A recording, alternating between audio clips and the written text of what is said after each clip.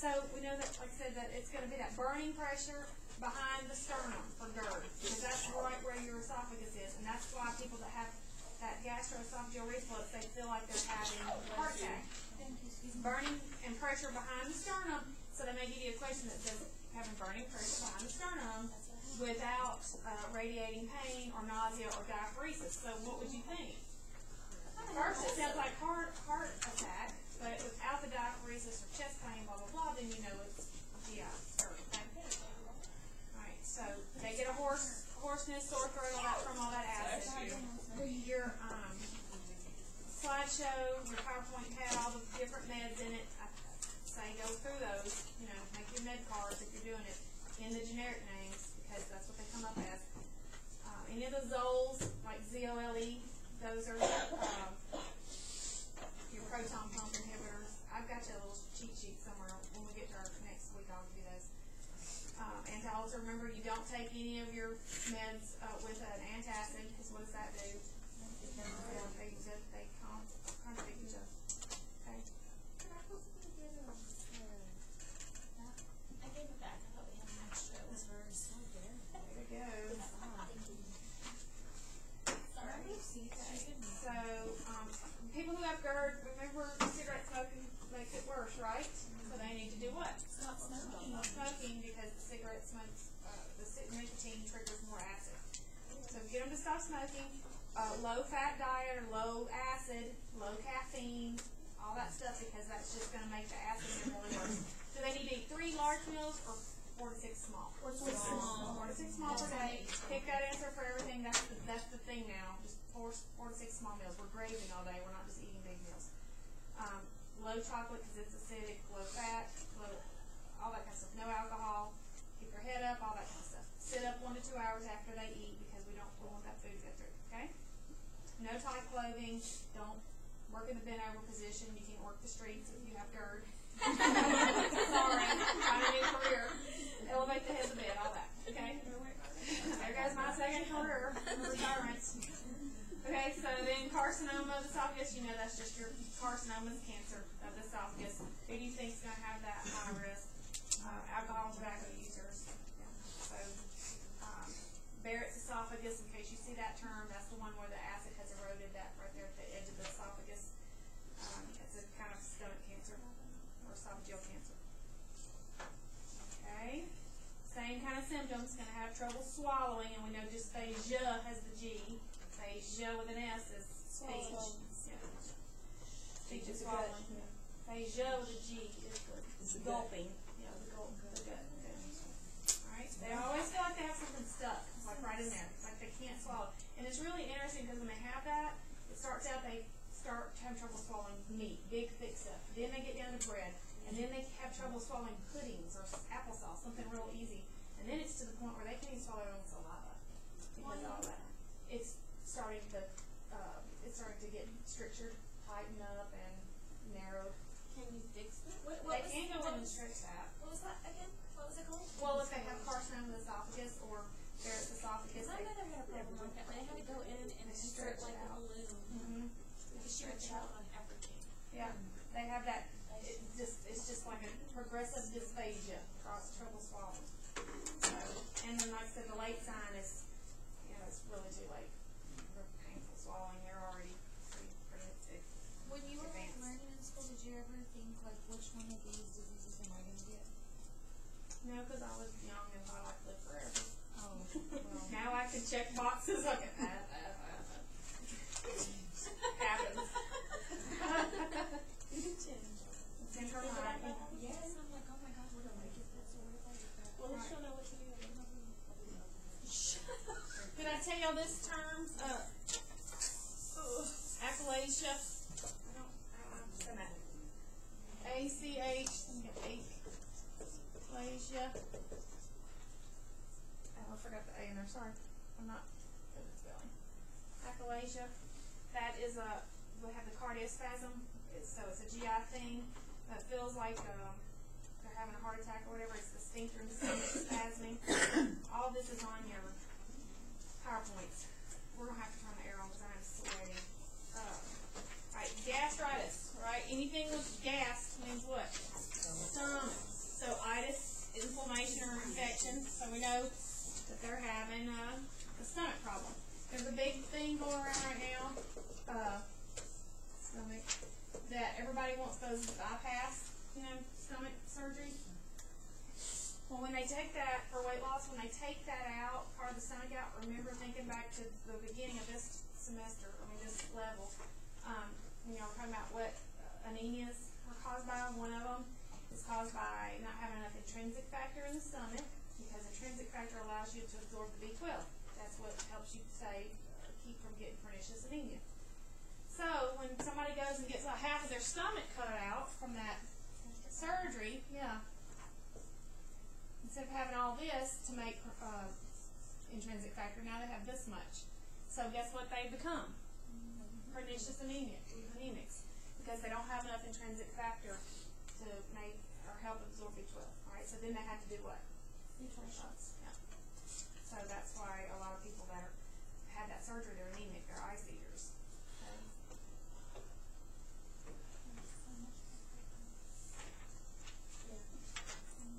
When you have gastritis, that's just a good general term for stomach infection, irritation. They're going to have all that GI things you would think: nausea, vomiting, irritation, pain, discomfort eating, blood in their vomit, and then the melena. Remember the melena, black tarry stools? Okay.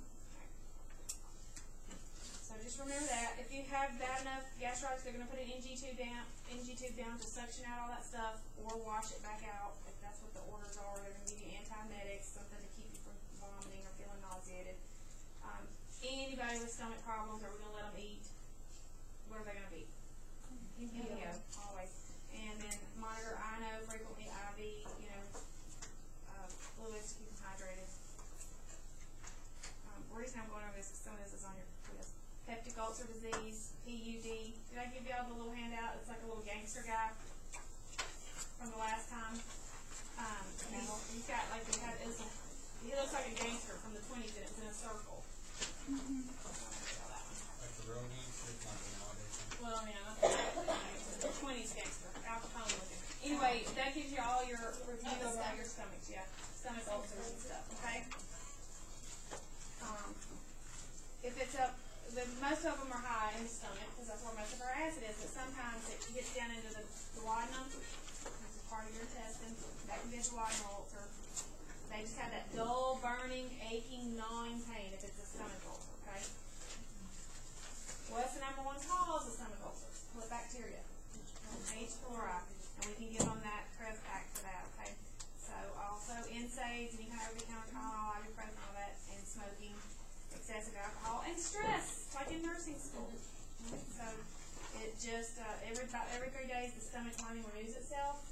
And so if you're constantly putting an irritant back in there, it never really gets to repair itself. So that's why they get stomach ulcers. Alright? Same thing, NG tube, maybe antacids to neutralize it. They'll give us some H2 receptor blockers. Those are those dynes.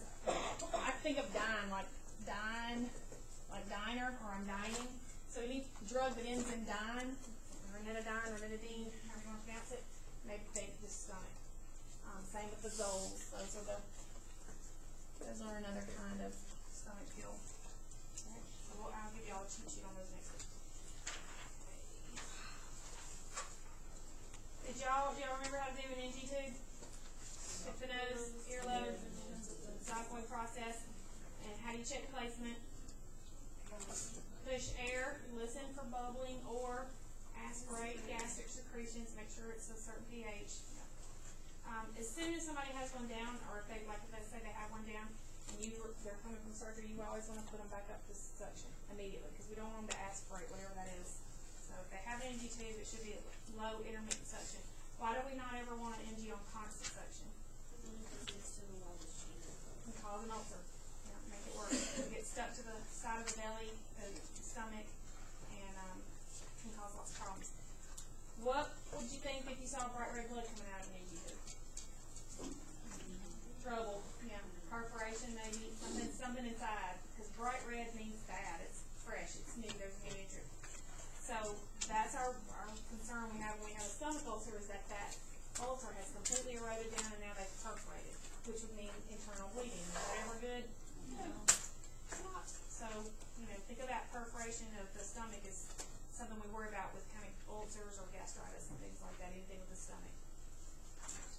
Okay. Cancer of the stomach's real vague.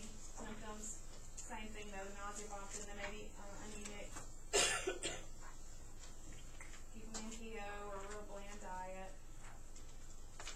Okay, remember the difference between ulcerative colitis and Crohn's? I think I gave y'all a Crohn's picture. And the way I remember this one is Crohn's is usually in children, C and C, younger, and it has the cobblestone appearance, remember? So you've got C, C, and C. So Crohn's, kids or children, like adolescents, it's usually younger people. And then cobblestone, because the intestine, it's in the intestine wall, the large intestine, and it has scarred and, made ulcers over and over again, and it kind of looks like scales or cobblestones on a street, an old stone street. That's what cobblestone looks like. So you remember Crohn's that way. Crohn's in kids because they are younger. Just think it might be a young lady, like in her early 20s. Ulcerative colitis is a little bit different. They'll have respiratory abdominal cramps. Maybe they're losing blood, so they're going to have a higher heart rate because they're starting to kind of go in shock. So it's usually older ones. Watch for elimination pattern, nutritional status. Do they look anemic or malnourished because they're not absorbing? Or stress is something that we can't avoid, but we tell them to try to avoid. And you've got a picture on that. It can be anywhere in the GI tract. Crohn's can. Colitis is usually just in the colon, though. Alright, malabsorption's a big issue, so what are we going to worry about again? We draw blood. Anemic, deficient in everything. Because they're not absorbing. Remember I told you the small intestine is where you absorb everything, so if it's there, they're not going to absorb any nutrition. So I gave y'all a nutrition pack. Make sure you kind of look over that too before you take your predictor, because it kind of gives you all the, I condensed chapter 19 into those pages for you. When they have Crohn's, they usually, again, they're going to be anemic, so we got to give them B12 injections. Anybody that's anemic or has a colon or stomach issue, what's the point of taking a pill every day if it's not going to absorb? That's why we have to give them IM, because this will absorb. But if we keep giving them a pill, they're not getting it through their food. Why would we think they would get it through a pill? So that's why we give them IM injections, okay, of B12. And they're good. You can get one every 30 days, really. And if they are deficient in iron, we can give them an iron injection also, but what's the way we have to do that one? Z-Track. And if it's liquid iron, they can give them a straw. So those questions come up every now and then on predictor. You can't overdose on B12, like not die. Your body will just absorb what it needs. Yeah, iron you can get really constipated from if you're taking it. Alright, what do y'all know about stomas? What's a stoma? It's a hole, an opening anywhere, right? Our mouth is a stoma. You think about that, kind of gross, but it is a stoma. And so you can get a colon one, when your colon's resection. The main thing you worry about is where they've taken out the part of the colon that's diseased or whatever, and they reroute it. And so now you've got this big opening right here. It should be what color? Pink, beefy red. Now, if it's starting to get pale and dried out, that's a danger sign that it's not getting blood supply. Okay, so that would be something you need to report immediately because you're probably going to go back to surgery. Okay. So we always look around a stoma, no matter where it's at, colon or urostomy. Always look at the skin integrity. That should be your first thing to check is the skin integrity, because that's the first you can see. You don't even have to touch them yet. You can take that bag off and look, and if it's not a pretty red, beefy color and looks moist, if it's pale and dried out, you need to report that, because they're going to be having to go back and get surgery. That tissue is not healing. Always check when you're doing those stoma care. Have y'all had a patient with a stoma? You know that skin's really delicate anyway, and you always want to walk those bags off like easy. Don't just pull the skin, because then you're going to tear it and make a worse problem for them. So make sure that you're checking for allergies around there, any kind of tape or the adhesive that we're using. And you're going to always be educating them about how to change their pouch and things to eat. to make it a little bit easier for them. Okay.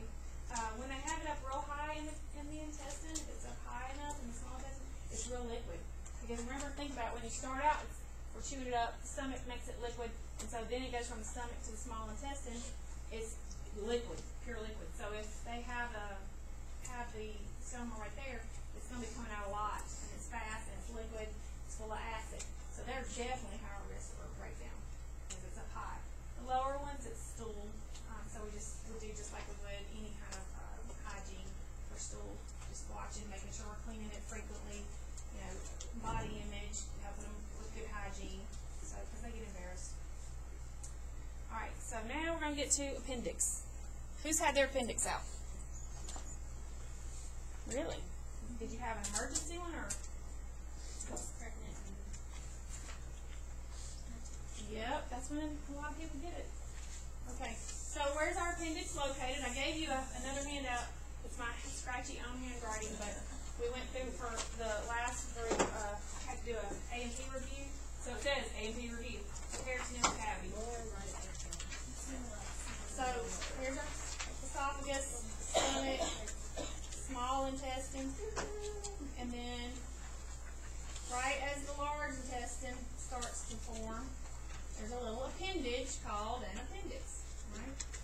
So it's right there at the beginning of the large intestine, or the ascending colon of the large intestine, and it's right lower quadrant. Okay? So I gave y'all a handout, and this is one of those packs, and it says appendicitis, and it's a man going, he looks really in pain. Painful. It's one with peritonitis, but then there's another one of a man standing there. Thank you, Lord, somebody turn that ear on. Feels good. Maybe in your other pile. Maybe y'all piles today. It's in where it is. No, it's in the pack, I think, with the guy that's choking to begin with. Okay. So appendicitis, you'll see that he's grabbing. Where's he grabbing? Right lower quadrant, because that's where our appendix is. So initially they'll have, it's usually acute. Initially it's just a little, very little pain, but it accelerates quickly. So they may be hurting in just a little, and then a couple of hours later they're in acute pain because it accelerates so quickly. They will have what's called rebound tenderness. You know what that is? You push down, and then on the way out it's like, ah! They feel it on the way out because the pressure feels good because it's holding all that in. But the second that you let the pressure off, it hurts. So that's why it's called rebound tenderness, because it's on the way out. So that's why I think there's a basketball in there. Rebound. And then just kind of basically tells you exactly on there what you need to know. They're going to have nausea, anorexia, that right lower quadrant pain. What do you think their white blood cell count is going to be? Through the roof. Because what's happened is if it's ruptured, what is in the colon? E. coli, nasty sewage. And so when that ruptures, it goes out into the peritoneal cavity or our abdominal cavity. So then you've got free floating sewage walking around and swimming around in your abdominal cavity. Probably not good, is it? So your white blood cells say, oh no, we're in charge and we're going. So that's why you have 10,000 or more in a little tiny sample of blood, because you are fighting an infection. So white blood cell count will be through the roof. The higher, the worse it is. And then immediately, they'll be double over in pain like he is, throwing up, high fever, and a high white count, and they'll have to go to surgery to get it repaired. What they do is they go in and, of course, seal that off, take that out, and then they have to just literally lavage and gavage. They clean everything out in the abdominal cavity to get that E. coli out. Okay. So what happens if they don't get the E. coli out? They get peritonitis. There's another handout for that. Sorry, y'all. I did these on different days, so I look like a schizophrenic with the handout packs today. Whatever. You get them. Okay, and then there's peritonitis. It's also called a hot belly. It looks like this is this handout. It's in the other pack. See, he's got an NG tube at what kind of suction? Low, intermittent, because, we don't want to cause more problems. And he'll have rebound tenderness, pain over that area, maybe abdominal distension, because now all that stuff is in there. So now we're bloating out with all that nasty sewage and fluid.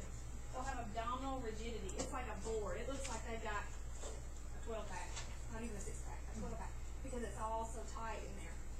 So that's what that rigidity means. It's very stiff, board-like. Fever, of course, they're going to be no appetite, nausea, vomiting. Pulse is going to be up. Why do you think the pulse is up? Fighting infection. Anytime you're running fever, pulse is going to go up. And blood pressure's up too, but why? Don't you think that hurts a little? So pulse, the blood pressure and pulse are going to be up. Bowel sounds are going to be sluggish. Why is that? Yeah, their peristalsis has stopped. They're kind of rigid now, and you're just leaking out, so you don't really have the trapped cylinder to make the bowel sound. So you're going to have low bowel sound, low to slow bowel sound, okay? And they'll be dehydrated because they haven't been eating. They're hurting. Definitely don't put them in surgery, especially if it's a perforation, meaning something's ripped inside and we're bleeding to death. Could be from trauma or a stomach ulcer. Maybe the appendix has ruptured or a part of the other anatomy is ruptured. Alright, so this handout is kind of good for all of it. I know there's a lot on there, but since we're talking about belly, I just thought you could use it. CBC and an X-ray, same thing. They may even do a paracentesis where they take that big long needle like they do for an amnio when you're pregnant, and they suck or aspirate it out to check it to see if it has E. coli in it. Certainly, every patient's history is important. We need to know what they've been doing in their life to where they're facing you now. Alright, and then, of course, antibiotics, IV fluids, and that NG to get rid of that distension. We want to decompress that belly to get some of that pain level down. And then they'll do surgery. So, this just kind of gives you some good things to look over because I never know what they're going to throw at y'all, but I thought this would be a good review for all of the GI stuff. Why do you think we're going to have to give them potassium?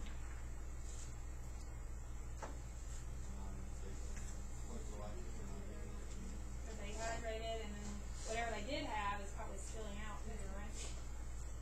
So, but we know then the reason it says with care is because what is potassium? Too much does what to our heart rate?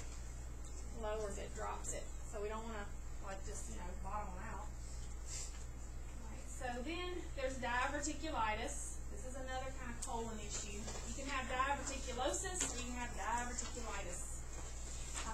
This is just pouch-like hernias that come along the colon. And when we got to did you get to go to the autopsy? I almost hate to say it. Sorry, Cynthia. Yes. Yes.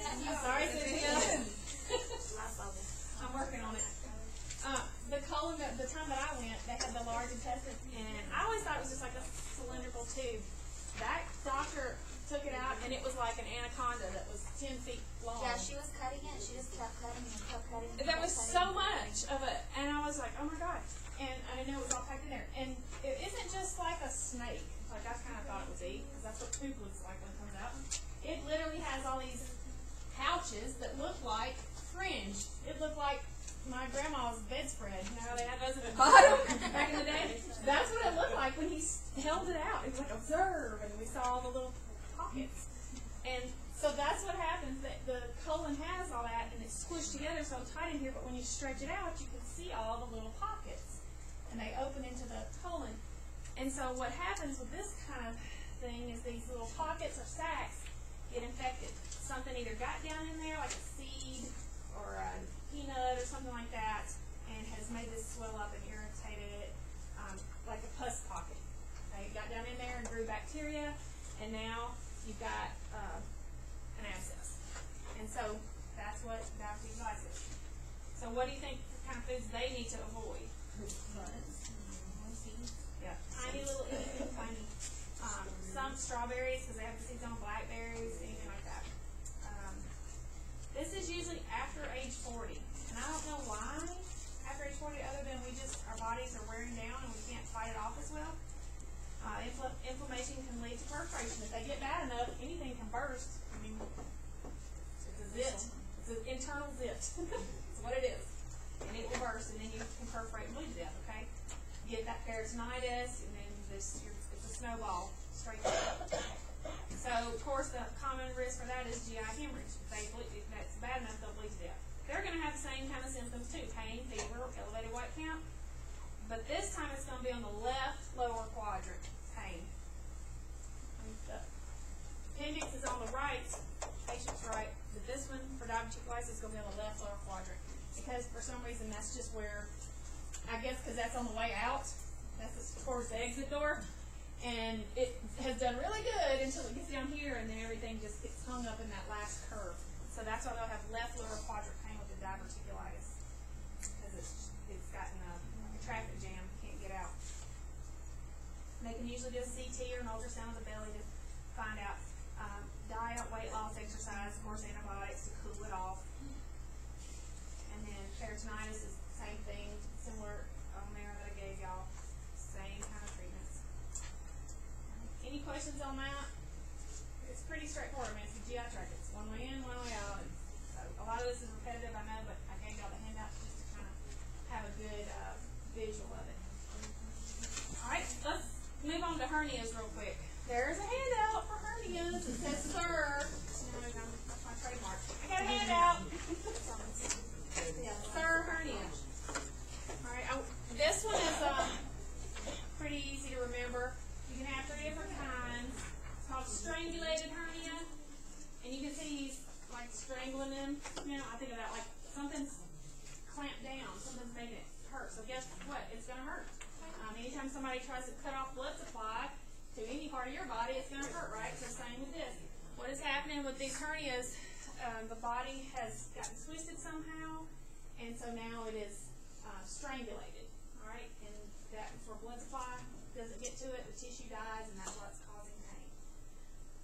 Incarcerated, this is a hernia that's trapped outside of the peritoneal cavity. Anybody's baby ever had a hernia, umbilical hernia or anything like that? These are pretty common. It's a protrusion of that, part of the body out of the abdominal wall. You can see it's just a weakened area of the abdomen, abdominal wall, and you can see it protruding out. Sometimes they'll have pain and nausea, and sometimes they won't. I've seen older people with them, especially ladies after childbirth, or because they've had too many C-sections where they used to cut them this way, up and down, instead of transverse, and so they'll have a little bit of a protrusion because those muscles have been compromised. So they'll have a little hernia there. And then, of course, babies, have those umbilical hernias. A hiatal hernia, though, is a little bit different because that's the one that just moves up and down the stomach up through the diaphragm.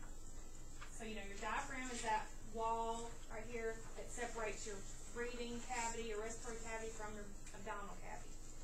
So what happens is in a hiatal hernia, and I think of it up high, because it's right up under the diaphragm, it's high. So it's a hiatal hernia.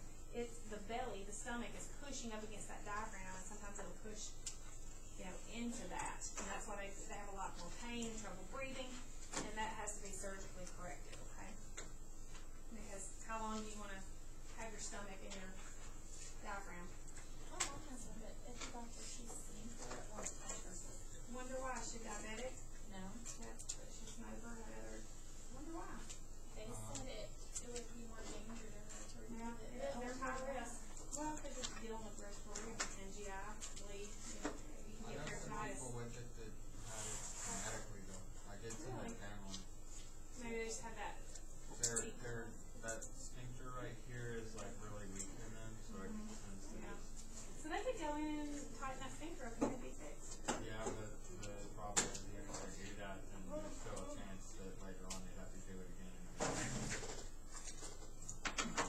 She's done with the cookies. Alright, so I just gave you those because you never know if they're going to throw you a hernia question. That'll just help you keep it straight. You can go back and read about them in your book, your textbook, but we're just kind of hitting the need to know stuff because I want y'all to get all this. Like I said, hiatals can usually be corrected with surgery, and it's similar for patients who are having the gastric or thoracic surgery because it's in the same area. So same thing, you're going to keep your head up, maybe an NG, maybe NPO, of course, pain meds, IV fluids, all that. Okay. Alright, now there's another handout about intestinal obstruction, and I think it's in the it's in the one that has the guy getting choked at the front, epiglottitis. It's this page behind that. It says bowel obstruction. Okay, still on the colon, the old poo-poo train. Try to talk about shit. Good job. Yay. So sometimes your intestines can get obstructed, right? Or your patients can. Anybody ever had a patient who had an impaction? Yeah. Isn't that fun? You get to. investigate and then scoop. Yeah. Not that. That's called a mechanical obstruction. It can be caused by an occlusion of the lumen and the intestinal tract. Lumen just means the tube, the hole. Okay. So if it's something that's there mechanically, like hard stool, they've got a real high impaction here. Let's say this patient's on iron, PO iron, and it has made them very constipated. And so this little piece of hard stool is stuck up there. That's a high impaction or mechanical obstruction of the intestine. Now, sometimes they won't poop at all. From here down, nothing comes out. But then there's times when we still feed them, don't we? They keep saying, I'm hurting. You're fine, eat. And then all of a sudden, 3 or 4 days later, we got some liquid coming out, right? There might be a big clot right here. They're having diarrhea real bad, right? And they've been having diarrhea for 2 or 3 days. I don't know why. Well, have you checked them for an impaction? Because that can still leak around there. That liquid stool, it's going to find its way out eventually because it builds up and builds up and builds up, and it finally just like goes around it. Okay, it goes around the obstruction. So if the patient hasn't had a bowel movement 2 or 3 days, and all of a sudden now they're having an excessive liquid stool, let me check for an impaction. Okay, then they have a mechanical obstruction. Okay, you've already said about how do you check for infection? Okay. If it's low, which you're going to go in rectally, it's a digital exam, rectal exam. You go in this bottom part, the rectal, the vault. You're not going to go up to your elbow. You're just going to go in as far as your fingers can reach. You feel around to see if there's any hard stool that you can palpate. If not, then you just go and say, okay, I didn't feel any on palpation on exam, and so the doctor will order an enema. And so you'll have to go in. Now, if you go in and you feel it, you can scoop it out, just like you would do a finger sweep when you're doing CPR, you know, food or whatever. Used to teach the finger sweep, the same thing, you're going to get it out. And this is real common in bed patients, they take iron, and also people who take a lot of Dilantin or seizure meds, because that slows everything down. And we had a lady that had them the size of golf balls. And as soon as I would scoop one out, she was so rigid, and we were worried she was getting peritonitis. Pulled it out, and as soon as I would get another one out, I threw it in the garbage, and it was like clunk, like it was that hard. Another one would come down. I mean, it was just like a Pez dispenser. They just kept coming out. And I felt so bad. Of course, we had to let her rest in between because that's stimulating vagal nerve and painful. But we finally got her off. And then, an hour later, we'd go and check her again. She'd start moaning, and her was full again. So it was working its way through. So just know, though, if they have a obstruction, they're having liquid diarrhea around it, then it could be obstruction. Okay. There can also be something called non-mechanical obstruction, something that decreases the muscle action of the bowel. So what could that be? The bowels usually move, right? That's peristalsis. It's just a big tube that's squeezing all the time, scooting that food down the track. So what would cause me to stop having peristalsis? Surgery, because anesthesia can slow down. What else? Medications, right? We just said seizure meds, pain meds, iron supplements. So yeah, something like that. Or maybe they've had a spinal injury, and those nerves that go to that colon to tell it to move, now they're not working. So I'm going to have a non-mechanical obstruction, something neuro or bad blood supply. Okay, so always listen for bowel sounds. If they're real high pitched, like, do you want me to do my sound effects? You would want me to do that. I really didn't want to, but I'll do it for you. If you hear, when you're listening, it's in early phases of a mechanical obstruction where there's something there blocking it, you'll listen and you'll hear real high-pitched sounds, and it's like a, I won't make fun of me later. This is exactly what it sounds like. It's like a, like that. It's like a little whale. And you're like, and then they keep on, and they're high-pitched. Because why? Have you ever had a balloon and you squeeze? Yes, it's high pressure, and that it's just a tiny little place for it to go around, and so it makes that sound, that high-pitched sound. So high-pitched sounds are early sign of obstruction. Okay. Later stages, after it's been there 2 or 3 days, there's nothing. It's completely blocked. The peristalsis has now stopped, so there's no bowel sounds. Okay. Does that make sense? It's pretty easy, y'all. Like I said, you're at the end of your track. Literally. They'll have pain, flatus. Y'all know what spatula test. Yeah, got the bubble part as my level 1 called them the other day. Like, okay, we gotta work on terminology. Bubble part. Bubble guts. We got way off track. Anyway, all right. So just know those things. For intestinal obstruction and you know you can do it on the gut. You're always going to be listening for bowel sounds and palpating and feeling around and checking their appetite. Usually, if they don't have an appetite, there's something going on GI. Okay. They can do X-rays and CT and lab. Certainly, if we find that, we're going to probably put an NG in them or check for an obstruction and then give them an enema of some kind to clear that track out. Stephanie, something's going on with your GI. So what? Huh? Stephanie, something's going on with your GI. Oh, because I haven't You eaten. have high pitched. You just need to fart. I just eat. I'm going to try as soon as I leave. Please wait.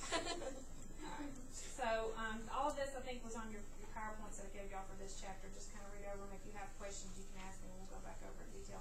Colorectal cancer, I think y'all probably have, that's pretty common. They resection the bowel, and you know about the Hemoccult cards, right? 3 stool samples, 3 different days. They swab it on the card and bring it back. Alright. I looked to make sure there wasn't anything on the quiz about that.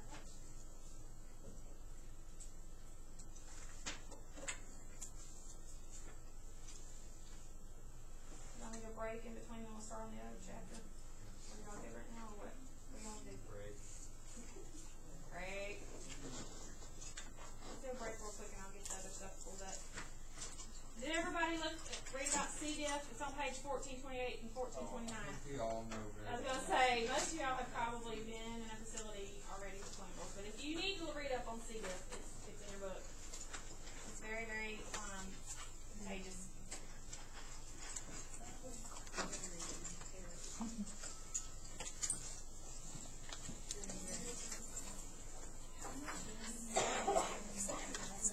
Do what?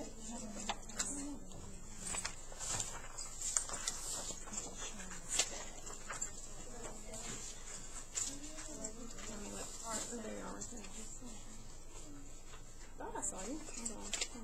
Can't do stuff like that.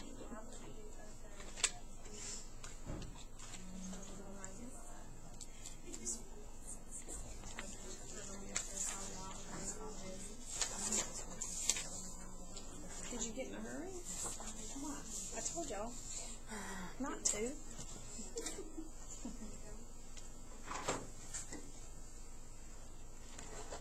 Wow, this is the crappiest.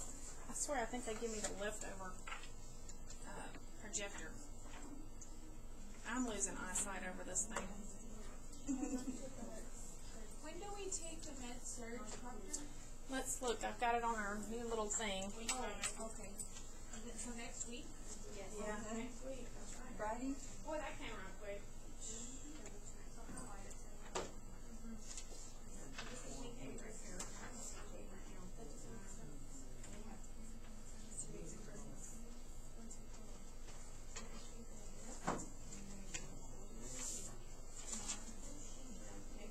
Yeah, we'll do So we just have one more exam and then we're after that we'll come up that like our next step.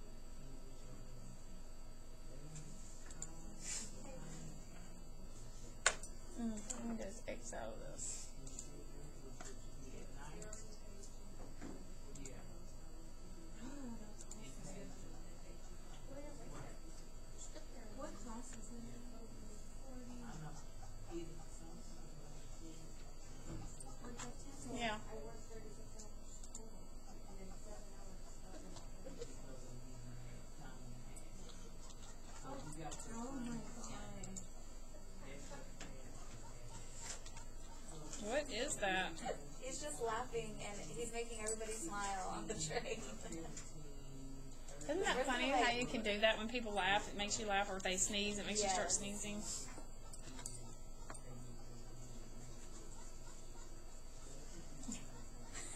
Dang.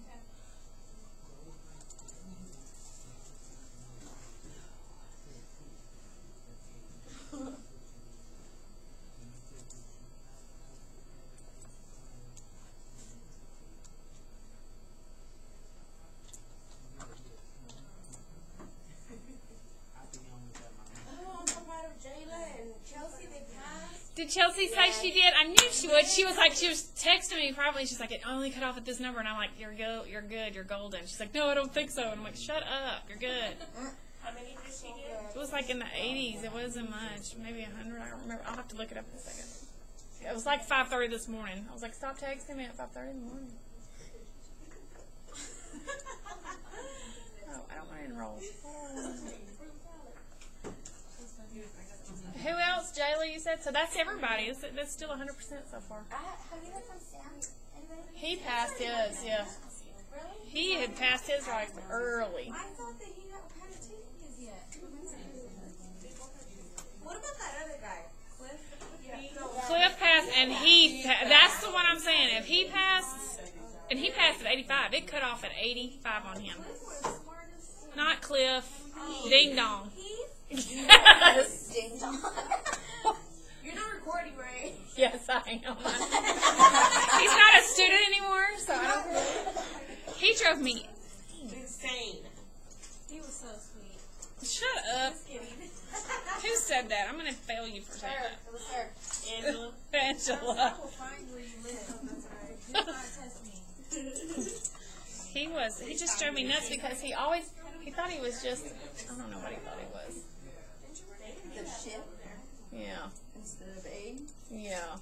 You got it. Probably like. Does Maryland pay good? And it's a nice facility. I feel like that's a check from the school. Is it a check from the school? Oh, okay, alright. I was about to be upset.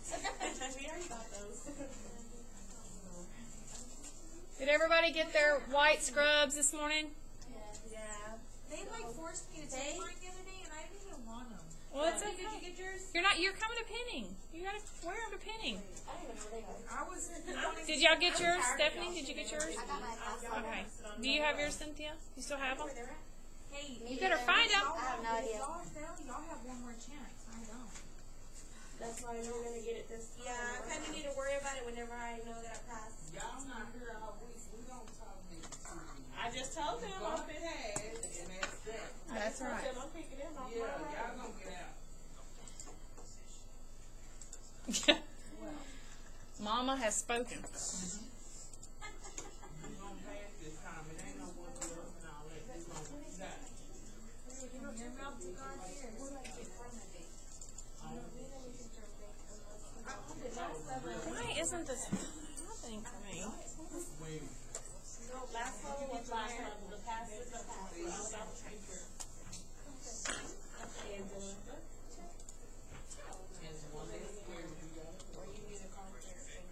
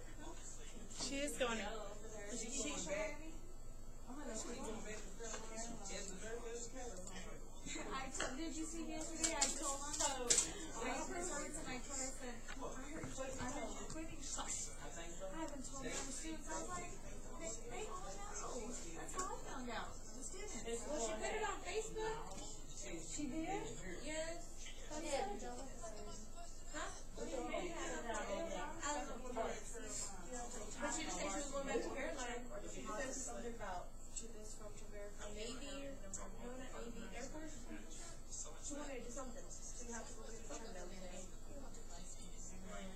Is she here today? The next time. So she's already working over there? No, not yet. I don't think. I don't know that it's 100% for, but I mean, I think it is. She just doesn't want to jinx it. You know what I mean? Okay, so do I just need to go talk to her about a job then? Okay, I'll go talk to her. Yeah, she'll be in a good position, I think. Is she there right now? I think she is down here today, unless she's left already, because she might leave. Can I go ahead?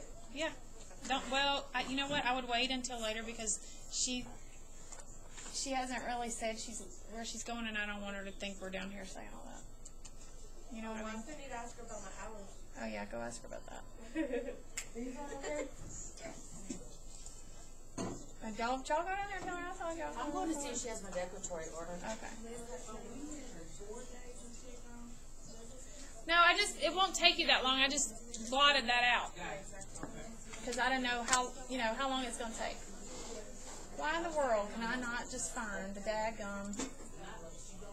Retta screws me up every time when she comes down here. There we go.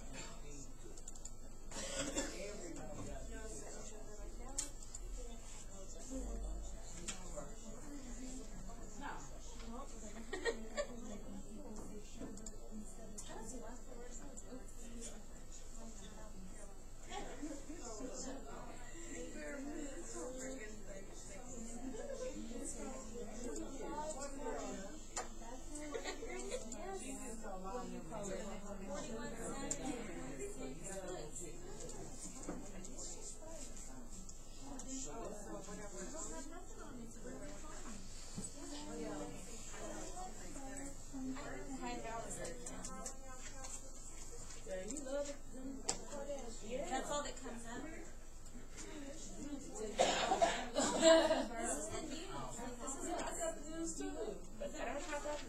Did I give y'all the dumping syndrome one? About Yes. the person eating bread, low carb, and then make sure they're.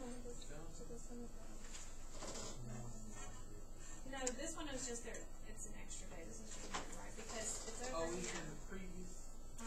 We put y'all down because those are clinical days. I thought it was Monday. Is it Monday, Tuesday? Yeah, that's Monday, Tuesday, Wednesday. That's when they have clinicals though, right? Are you in clinicals?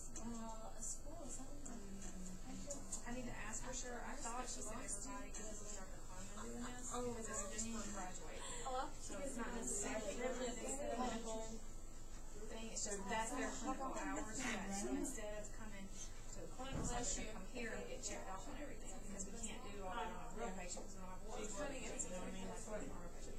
So I would think it's going to be all of y'all. So maybe the ones that I don't know. I'll have to ask for sure. But I'm thinking it's going to be everybody. And this was just a day like if you weren't, we didn't get finished here or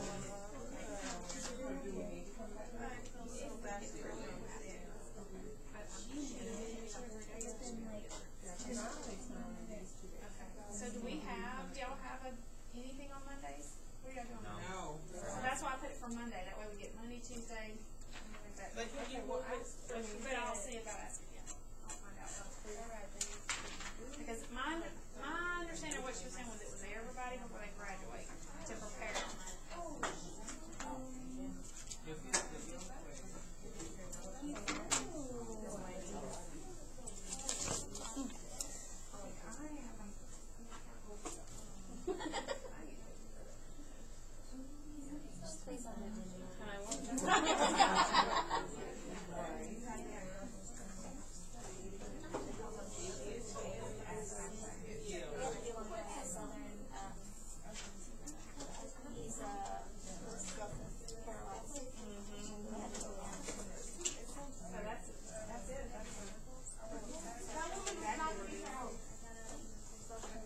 Non-mechanical. His is neuro.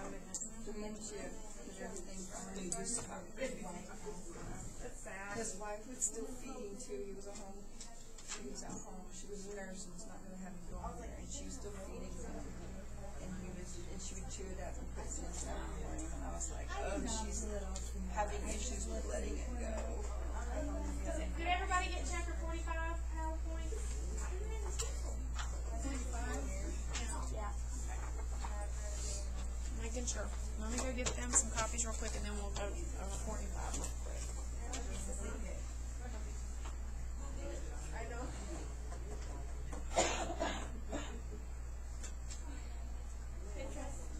I'll probably write it Friday night. Or 2 hours.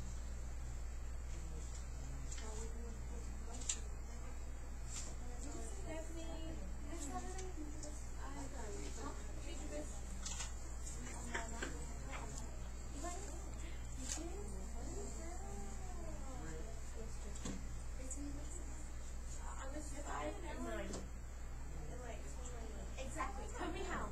I didn't read it. Wow. I thought you said you didn't know how to do it. It's not that close. This one. I don't know. I'm probably gonna do it again. I'm probably gonna do it again. Last year on this time that might say no. Who says?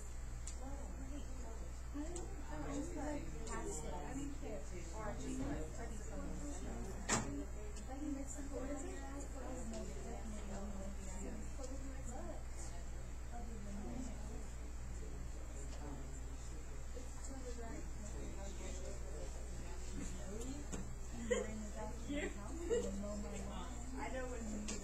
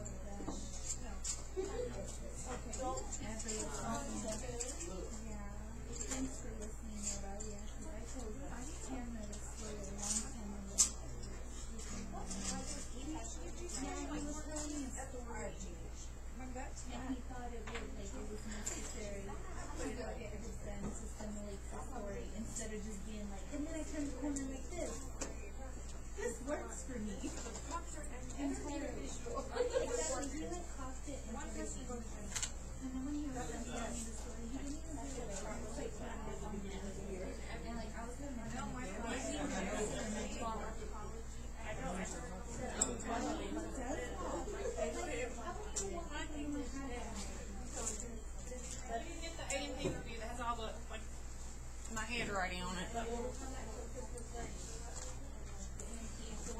It was Dalton. Rhythm and nutrition.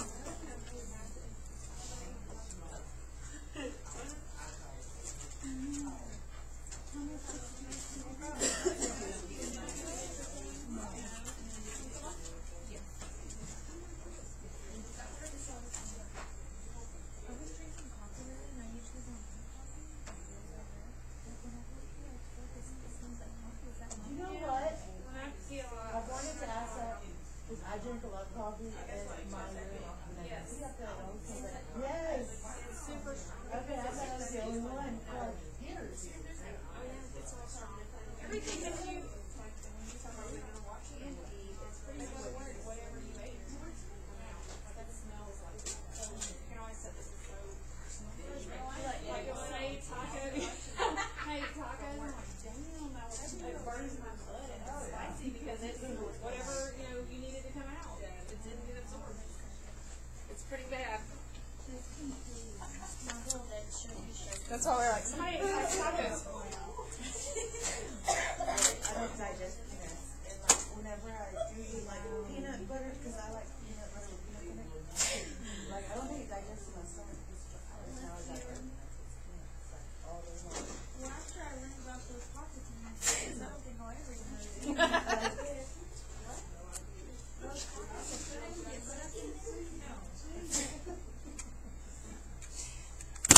All right. Make sure we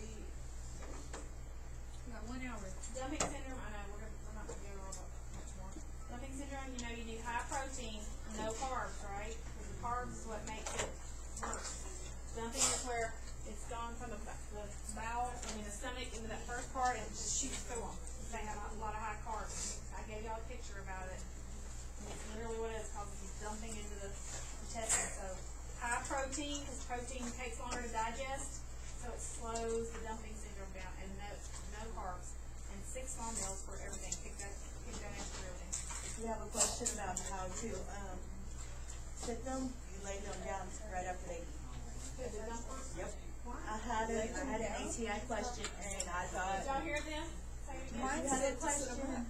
If you have a question on ATI about how to position somebody with dumping syndrome, you lay them down after they eat. Because it slows it down.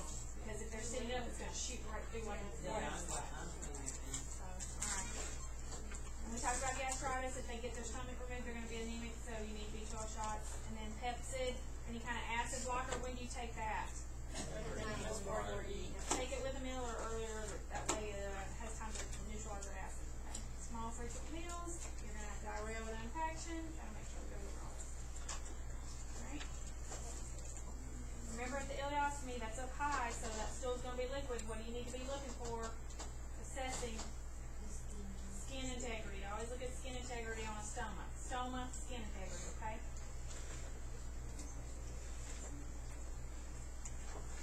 Talk about B12 if you have your stomach, because you don't have the intrinsic factor there anymore, so you need B12 shots, right? If you have stomach or gastrectomy, ectomy meaning removed. What is autopsy? Oh. So ectomy is to remove anything. You can have anything ectomy or excised. Ectomy, so if you have gastrectomy, your stomach, and otomy is an opening. What were you saying? I was saying endoscopy. Oh, yeah. But scopes, yeah, scope. Otomy is an opening. So, I'm tired, so I don't know how y'all sit here. My brain's tired. I'm so sorry that y'all have to listen to me for this long. Let's see what else. Yes, I'm tired. That's what I'm break. No. Oh, you need your thing though, don't you? Can we do our quiz real quick, and then I'll come get you, because they need to get this done, and then you can do it for the Or rest as of the day. they're completing the quiz, can they just come in? Is this your survey? Survey? Okay. Yes, really good. Your feedback. I really don't want to give feedback. So that's what we'll do. We'll just do our quiz, and you can go do that. Because we pretty much went over what we needed to go over, and then we'll have all that tomorrow to review it No, again. we do not do that. Alright, so let's go over our Independent study. quiz questions. I'm sure y'all get the same dues. That's what it is. Private property, and not voluntary, we do independent studying. That's right. What am I thinking? Okay, so if you had if you were a home health nurse and you had a patient who had frequent bouts of diverticulitis, right, flaring up, and they have increased flatulence, gas, diarrhea, nausea, what would you tell them to do to make those symptoms better? Would they, as far as dietary, would they need to take laxatives? No. Because why? They already have diarrhea. So do we want to go more? No. Right? Exercise to increase their intra-abdominal pressure? No. You do not need to. It might feel better, but you don't want to increase your intra-abdominal pressure ever. But you don't want to increase the pressure.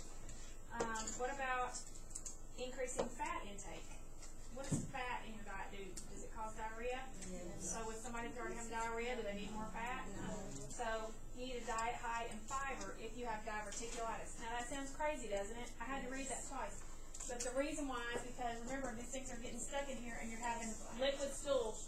So what do you give somebody to bulk up their stool? Fiber. So that lessens the diarrhea. So that's why So it's like, I also find a softening of stool too. fiber does, but this is liquid, so this is like just bulking it up. Like, you know, the fiber, whenever you the literal make the drink, shreds, almost like shredded wheat. it gets real. Yeah, it absorbs water And it and swells. forms a stool. So that's why somebody that's already having a lot of diarrhea, you can give them the fiber to help bulk it up. Now, then it helps it move along the track. Okay. All right. So a nurse can care for a patient with peptic ulcer disease who has an NG tube. Okay. You see bright red blood in that tube, and we already talked about that. What does that mean?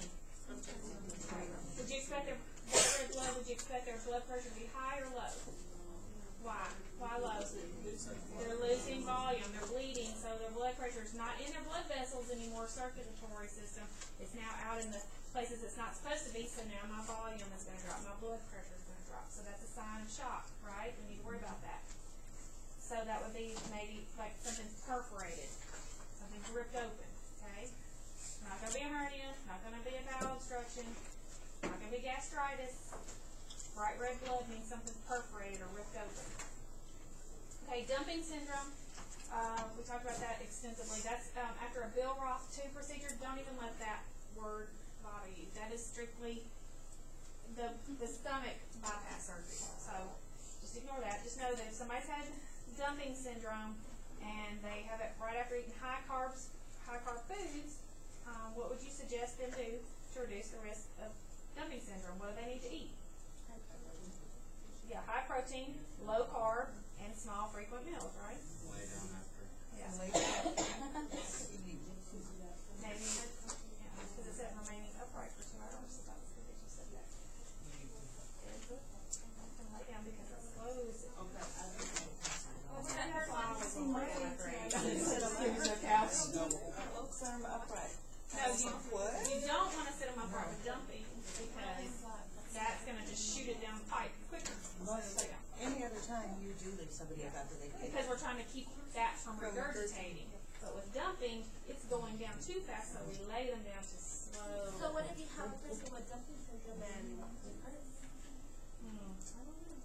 you put them at about 15? Semi-fowler. Let's go with semi-fowler. It's too late today. Bridge the gap. For this question, we're going to give them 6 small frequent meals.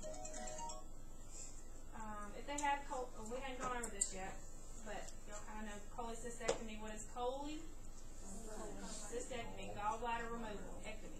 So they've had that, and they'll have what's called a T-tube. This was supposed to be separate whenever. That's why I don't know why we did this way. T-tube is just any kind of tube is to do what? Keep something open for drainage, right? Any kind of tube is there to help get that drainage out of the body. We don't want it building up. So if they have a T-tube there at the common bile duct where their gallbladder was, what's the purpose of that? To keep that duct open and allow drainage until the edema resolves. Allow drainage. Tube, allow drainage. Okay? What should the nurse point out?